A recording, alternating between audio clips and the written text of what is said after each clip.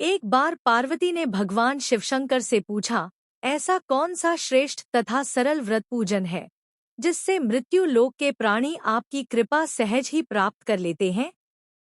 उत्तर में शिवजी ने पार्वती को शिवरात्रि के व्रत का विधान बताकर यह कथा सुनाई। एक गांव में एक शिकारी रहता था। पशुओं की हत्या करके वह अपने कुटुंब को पालता था। वह एक साहूकार का ऋणी था, लेकिन उसका ऋण समय पर न चुका सका। क्रोधवश साहूकार ने शिकारी को शिवमठ में बंदी बना लिया। संयोग से उस दिन शिवरात्रि थी। शिकारी ध्यानमग्न होकर शिव संबंधी धार्मिक बातें सुनता रहा। चतुर्दशी को उसने शिवरात्रि की कथा भी सुनी। संध्या होते ही साहूकार ने उसे अपने पास बुलाया और ऋण चुकाने के विषय में बात की। शिकारी अगले दिन सारा ऋण लौटा देने का वचन देकर बंधन से छूट गया। अपनी दिनचर्या की भांति वह जंगल में शिकार के लिए निकला, लेकिन दिनभर बंदीगृह में रहने के कारण भूख प्यास से व्याकुल था। शिकार करने के लिए वह एक तालाब के किनारे बेल वृक्ष पर पड़ाव बनाने लगा। बेल वृक्ष के नीचे शिवलिंग था जो बिल्वपत्रों से ढका हुआ था। शिकारी को उसका पता न चला। पड़ाव बनाते समय उसने जो टहनियां तोड़ी, वे संयोग से शिवलिंग पर गिरी। इस प्रकार दिनभर भूखे प्यासे शिकारी का व्रत भी हो गया और शिवलिंग पर बेलपत्र भी चढ़ गए।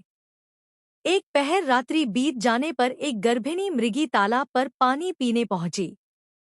शिकारी ने धनुष पर तीर चढ़ाकर ज्यों ही प्रत्यंचा खींची, मृगी बोली, मैं गर्भिणी हूं, शीघ्र ही प्रसव करूंगी। तुम एक साथ दो जीवों की हत्या करोगे, जो ठीक नहीं है। मैं अपने बच्चे को जन्म देकर शीघ्र ही तुम्हारे सामने प्रस्तुत हो जाऊंगी, तब तुम मुझे मार लेना। शिकारी ने प्रत्यंचा ढीली कर दी और मृगी झाड़ियों में लुप्त हो गई। कुछ ही देर बाद एक और मृगी उधर से निकली। शिकारी की प्रसन्नता का ठिकाना न रहा। समीप आने पर उसने धनुष पर बाण चढ़ाया। तब उसे देख मृगी ने विनम्रतापूर्वक निवेदन किया, हे पारधी, मैं थोड़ी देर पहले ही ऋतु से निवृत्त हुई हूँ।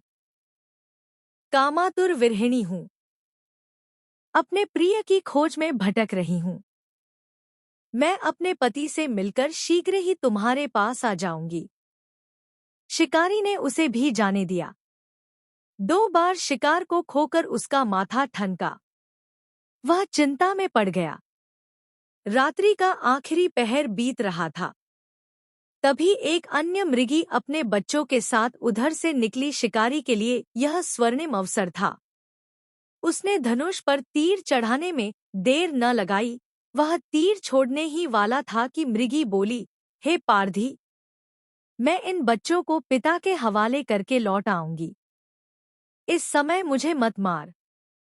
शिकारी हंसा और बोला, सामने आए शिकार को छोड़ दूं, मैं ऐसा मूर्ख नहीं। इससे पहले मैं 2 बार अपना शिकार खो चुका हूं। मेरे बच्चे भूख प्यास से तड़प रहे होंगे। उत्तर में मृगी ने फिर कहा, जैसे तुम्हें अपने बच्चों की ममता सता रही है, ठीक वैसे ही मुझे भी। इसलिए सिर्फ बच्चों के नाम पर मैं थोड़ी देर के लिए जीवनदान मांग रही हूं। हे पारधी, मेरा विश्वास कर, मैं इन्हें इनके पिता के पास छोड़कर तुरंत लौटने की प्रतिज्ञा करती हूं। मृगी का दीन स्वर सुनकर शिकारी को उस पर दया आ गई। उसने उस मृगी को भी जाने दिया।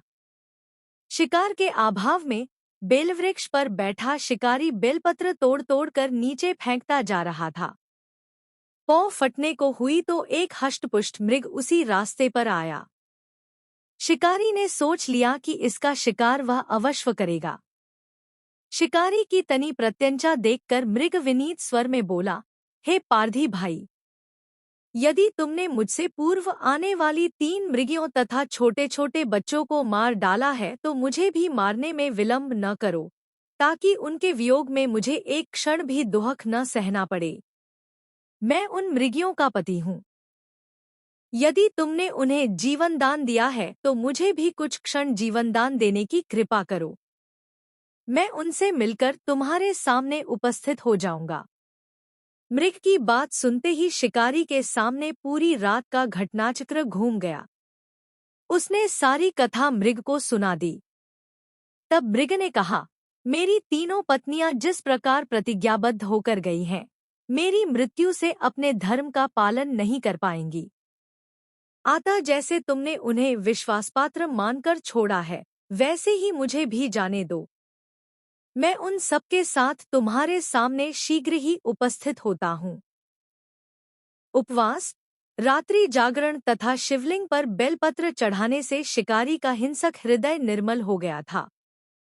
उसमें भगवत शक्ति का वास हो गया था। धनुष तथा बाण उसके हाथ से सहज ही छूट गए। भगवान शिव की अनुकंपा से उसका हिंसक हृदय कारुणिक भावों से भर गया। वह अपने अतीत के कर्मों को याद करके पश्चाताप की ज्वाला में जलने लगा। थोड़ी ही देर बाद मृग सपरिवार शिकारी के समक्ष उपस्थित हो गया, ताकि वह उनका शिकार कर सके, किंतु जंगली पशुओं की ऐसी सत्यता, सात्विकता एवं सामूहिक प्रेम भावना देखकर शिकारी को बड़ी ग्लानि हुई।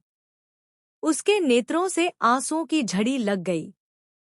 उस मृग परिवार को न मारकर शिकारी ने अपने कठोर हृदय को जीव हिंसा से हटा सदा के लिए कोमल एवं दयालु बना लिया। देवलोक से समस्त देव समाज भी इस घटना को देख रहा था। घटना की परिणति होते ही देवी देवताओं ने पुष्प वर्षा की। तब शिकारी तथा मृग परिवार मोक्ष को प्राप्त हुए।